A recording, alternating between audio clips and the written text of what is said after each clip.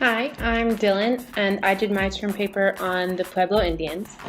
And pretty much, I did most of my research and work, and whatever you want to call it, right here at my kitchen table.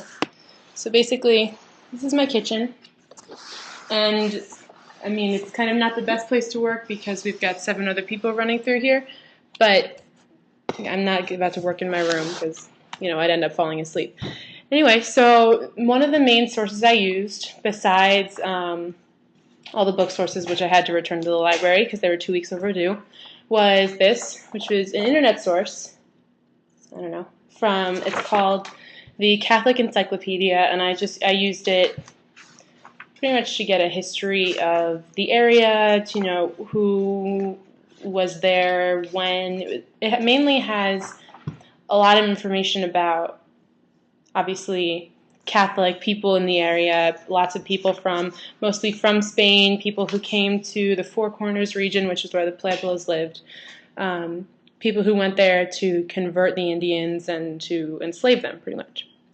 Aside from that, I have, I think, 23 other internet sources because most of my data was collected from collections from museums and national park associations. Okay, so aside from all the data I collected and all the time on the internet I spent the last 2 months researching for this project, the original paper I wrote was not quite what it wasn't exactly the end result that I was looking for. Like, I had 6 pages on the original Spanish occupation of the Four Corners region and sort of how the Pueblos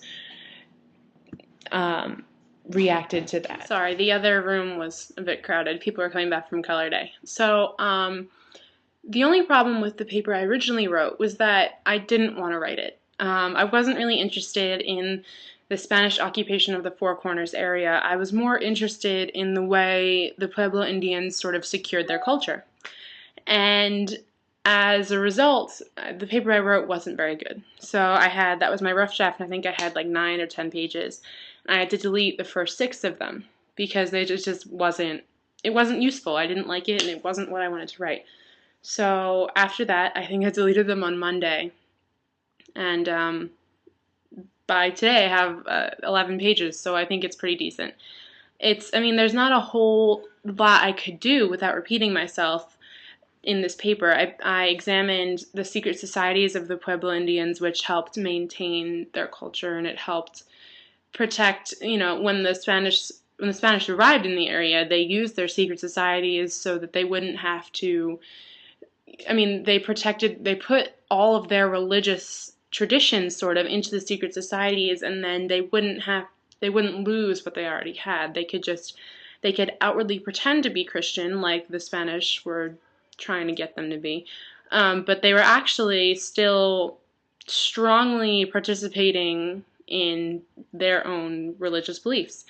Aside from that, I talked about their art and how the output that they had, their artistic output, didn't decline during the Spanish occupation. It was the same. I have a picture of this jar from 1175, and I have another one from 1890, and clearly they didn't go through a dark age. The oppressive nature of the Spanish didn't cause them to retreat into their homes and basically become a non-culture.